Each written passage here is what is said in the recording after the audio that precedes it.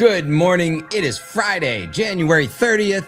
This is the Automotive State of the Union. I'm Kyle Mounts here. I've got Michael Cirillo with me today. We're talking about Chinese EVs, NADA AI, and a nervous customer. The people really want to know who I is and who I be. They stop and stare when they see me. Just slip that one in at the end. When we picked this song, we had no clue that one day we'd be writing an intro to the song, to the podcast music that was so well aligned with the timing to get to the end. And I know you talk about this all the time, but it's so wonderful. Like when you hit the drop, it's just the most amazing thing. Well, I want to be clear about something. Only you can do it. Paul's great at the drop. Well, sometimes he gets a little, the days are weird. It's like sitting at an Italian dinner because everybody's trying to get their last word in, and they're also not breathing and they're just trying to get to the last thing.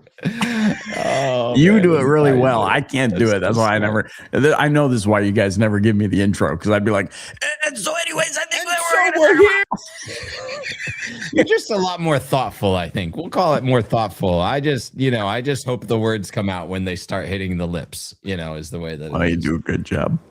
Man, we want to thank our partners at Amazon Autos. You know what does the heavy lifting in car buying? Trust. Amazon Autos taps into the trust people already have in Amazon, the largest online retailer on the planet, points it straight at your dealership. You stay in control of inventory, pricing, and customers. Amazon powers the shopping experience. It all feels a little less like marketing and more like winning. Meet Amazon Autos at NADA 2026, booth 6406 in the North Hall, or you can learn more online by finding Amazon, which is quite easy. So do that. A little easy. It's a little easy. Hey, MC, have you been on nadaparties.com? Have you checked that site out yet? Have I ever? It is magical. It's got so much on there. We've got, I think, over 46 parties that are happening in and around the show floor, after the show floor. The NADA team yesterday was actually pinging us. They were like, yo, take a couple things down. So we apologize. If you don't want your party up there, let us know. We'll take it down. If you do want your party up there, make sure and submit it. There's a little place, submit your party, all that type of stuff. We'd be glad to get it up there, share with the people. Bunch of people going to it. If you're trying to plan your show, there's also a whole show planner AI prompt library that we've dropped on the homepage. You can start to figure out where you're going to jam with all your peeps, how you're going to get to sessions, what booths you're going to go to, all of that. And we've got a little preview for you of the show on Monday with NADA Chairman Tom Castriota. So you want to check that out as well. The week of NADA is almost on us. It's coming so fast. I hope you broke in those new sneakers. You know what? I didn't get new sneakers for this year, people. So mine are nice and comfy still. Don't be coming with those crocodile leather shoes. You're going to be regretting it by these 1 people PM. that wear super fancy shoes to walk around that show floor just blow my mind. I'm like, what are you even doing with those nubs on? I'll tell you what, they lots of lotion to get those things off at the end of the day, and when they do, their feet go. Oh man, hey, let's get into it. You're gonna want to check out our community meetup on NADA parties. You're gonna want to go to Auto Collabs and find some more podcasts that we got coming out. You're gonna want to do all that. DM me if you're confused. Let's get into the show. Chinese automakers just hit a milestone in Europe, capturing nearly 1 in 10 new car sales. Fueled by competitive EVs and hybrids, strong battery tech, and rapid expansion, Chinese brands are moving from disruptors to serious incumbents across the continent of Europe. Chinese brands have claimed 9.5% of Europe's total car market in December, a record share. Electric vehicles are the growth engine, with Chinese automakers now holding 16% of Europe's EV and plug-in hybrid market, more than double last year. They're coming in strong. Europe's auto industry, however, is totally under strain, with over 110,000 jobs lost in the last 18 months as domestic brands are facing shrinking share at home and abroad. Robert Vavasori, head of Italy's Anfia trade group, said, the progress of Chinese cars in Europe is massive. It's a matter of survival for our industry. Whoa. That's a big statement. Yikes. I mean, Europe's also been at this. on paper, it probably may look like America and Europe have been in the EV thing for the same amount of time. Boots on the ground, like we're talking 12, 13 years ago, already having a much more significant presence of EVs on the roadways in Europe than we had here. Yeah. And the entryway I thought was really interesting. Like you look at this number, Chinese brands, you said 9.5% of Europe's total car market. And I bet you a solid 6.5% of those are all for taxi drivers. The incentives to purchase an EV in Europe, where some European countries, the tax on an ICE vehicle is almost as much as the MSRP. So interesting. The incentive on an EV vehicle is why they keep going towards EVs, because they mitigate all of that tax burden. And so now they're just getting a better deal on a car. And so when you look at countries that haven't entirely wiped out the incentive to buy one of those things from a tax perspective, I think, that's really contributing to this year, and just the runway that they've had.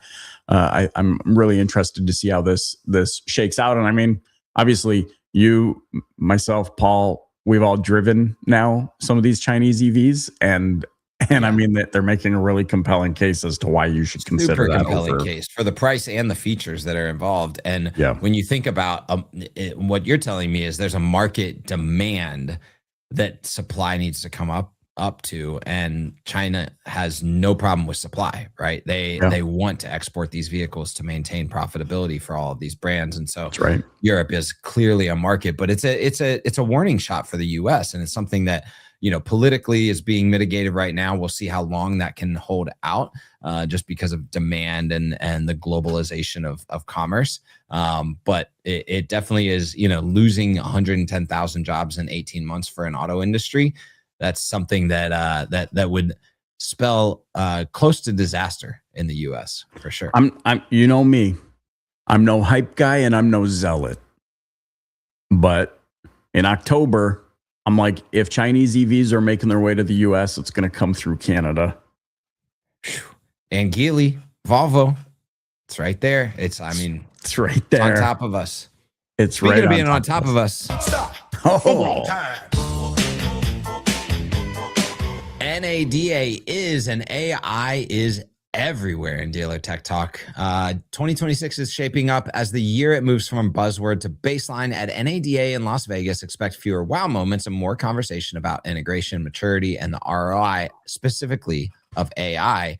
There are more than 40 AI-specific exhibitors registered for NADA 2026, up from just 10 last year, with many more vendors baking in AI into existing platforms as well. Expect AI centered on lead engagement, chat, marketing automation, inventory, pricing, service prediction, and more. AI agents and orchestration tools will be a theme, tying together data, workflows, and customer platforms to improve decision-making across sales, service, and the back office. Cox Automotive's Mo Zahabi said, everybody has the same ice cream. It's just flavored a little bit different. Yikes.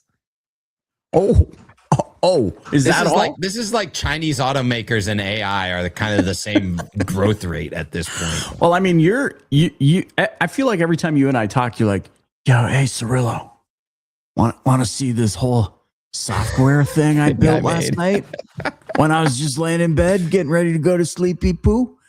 Can you build me, just before NADA, not like you're busy or anything, just build me some sort of AI agent that can vet all of the AI agent. Like, can we go to AI, having AI talk to all of the AI and then telling us which AI holds up? Oh, that's a hilarious thing. I actually posted the other day, Ben Hadley and I were chatting in text, and he said, I think that the new commerce is going to be B to A, so business to agent. Like, how do you sell to an agent that is trying to figure out whether or not to buy from you? That's you and Ben Hadley conversation. Yeah. But you think about this, like, how do you, when kind of, a year ago, AI was very, the capabilities, capacity, and even the knowledge share, who knew about what to do with it, was so slim, right? And now it's kind of like, especially if you're in business that's talking about it, it's just ubiquitous. It's like, hey, look, I can spin up this app. Or especially when you think about voice models and the core models that all of these things live on top of, it just is so widely available, and the cost is being driven down so quickly that the ability for anyone to develop quickly and develop on top of this stuff is so readily available that it's going to be about how do people differentiate, what's their unique point of view, how do they integrate specifically within a vertical. And those are some of the questions that you got. Maybe we should do like a how to shop for AI guide, right? Yeah, nobody get ideas. By the time the show's done, Kyle's already built it, okay? Don't get any ideas. But, you know, you bring up something interesting, and this is kind of the thing that I think about this angle, what you just brought up, which is, what is your actual differentiator? If we're looking at the 5 levels of marketplace sophistication, starting from like, it is this, to, oh, it's this plus this feature. Oh, yeah, like I'm a Mac, I'm a PC, you know, that whole phase. Eventually, what happens when you get to the 5th level of marketplace sophistication, which is all emotional? It's all like, okay, but what does it actually do for me? I would just hope that all of once with the wind has stabilized in the sails of the AI conversation, that we can look back with some degree of measurability and say, oh yeah, this did improve my circumstances, versus what we've seen happen.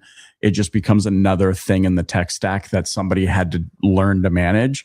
And so I hope that we get to a place where it actually makes our lives better, makes the work better, streamlines it in some sort of way. That's really what keeps me and up as at like night a these last days. encouragement for anyone that's going to NADA, my consistent process for tech purchasing is always like, build a filter set, right? What are the most important things to you? And then after you build that filter set, and maybe it's like, does this have business outcomes? Does it fit into a process? After you do that, write down your processes and make them plain, so that you're always laying things into it, as opposed to in a parallel ecosystem. And then lastly, ask yourself, is this going to drive adoption? Like, are my people actually going to use this? And you might have to ask your people before you start signing up for stuff. It creates a little bit of a barrier of entry to purchase behavior, especially at NADA, when both vendors and dealers are all wanting to increase the sales pipeline. But I think that decreases churn for both sides if there's resilience on the research phase. You know what's interesting about this too, and then we can move on. Paige, my assistant, Gen Z, 23, 24 years old, won't touch AI. Oh, it freaks her out. I've heard that from a little bit of the younger generation. Isn't that interesting? Okay, I wanted to put that there. The fact that you're telling me that and you're hearing that too, that's a really interesting thing. The 20s are very, very skeptical as a at least, my, anecdotal evidence. Do you think it's like it's because they're all on a 90s kick right now? Like, all the kids are like, look at this new style. I'm like, you think that's new? Ho. Okay. Yeah, I don't know. I think it is interesting. I grow up with a little pin in, when you are tech native, you're a bit more hyper aware of its capacity and capability. Right. And that is daunting. Yeah. Yep. For sure. Wow. And maybe they watched iRobot recently instead of like, we forget iRobot. That's like 20 years ago. Will Smith is now old. So we're like, that's old hat. But all of them just finally watched it because they're like, Will Smith is cool. And they're like freaked out. I don't know. I'm pretty sure my cousin's in that movie, filmed in Vancouver. Let's hit this one quickly. Roll the last one because we need to get in and out of this. You got the fun ones. America's economic mood just took a sharp turn south. Consumer confidence fell to its lowest level in more than a decade in January, with households rattled by rising prices, job anxiety, and geopolitical noise, setting up an uneasy backdrop for spending as 2026 gets underway. The Consumer Confidence Index dropped to 84.5 or 84.5, its lowest reading since 2014, and well below economist expectations, signaling broad-based unease. Inflation remains front and center, with consumers citing food, gas, electricity, insurance costs, and tariffs as top concerns. Job anxiety is rising fast, with 55% of respondents saying it's hard to find a job, the highest level since the pandemic. Wow. Ugh, I can't believe I said the word pandemic again. Spending may hold up short term thanks to larger tax refunds, but economists warn of softer growth and retail pressure as unemployment edges higher. And we've got a quote here from Heather Long, the chief economist at Navy Federal Credit Union. She said, "The K-shaped economy is great for the top 20%, but many middle-class Americans are barely keeping up." Whew. Yeah, the K-shaped economy, if you're not familiar, is kind of this like bifurcated, two-shape economy where, right. The rich and the middle class are experiencing, or the lower middle class are experiencing completely different parts of this economy. So that's why we still see spending high. But this is something that we've been dealing with in the industry for quite a bit. I think the awareness here is going into February, where it's tax season, where we're still dealing with affordability, where you understand that consumer confidence is low, is building that confidence back up on the showrooms, in your communications, in conversations. Instead of the high pressure, the awareness to have empathy with your customers is at an all-time high. So communicating that to your sales team so they can be well prepared to deal with consumers if they aren't the most confident in their purchase behavior will instill confidence in you and build long-term resiliency for your full cycle with that customer. I was thinking too, put a pin in this one. If you are having a hard time understanding that there's an affordability issue, you're blessed. Oof. You're in that top 20%. And so it's really important, like what you're saying, Kyle, to remember how the rest are thinking. When you're like, man, why are sales figures low? Is everybody low? Is it just us? You know, that common question that keeps getting asked in business, which is a normal question, which we should be examining. Just remember, if you don't identify with the affordability thing, you're doing really good. You should pat yourself on the back, but you got to remember where everybody else is coming from too. Hey, thinking of the other is extremely important. It is a people first mentality. It's love people more than you love cars, whether it be your people or your customers. You should do that. Head to NADA, get some rest, get your feet warm, and here we go.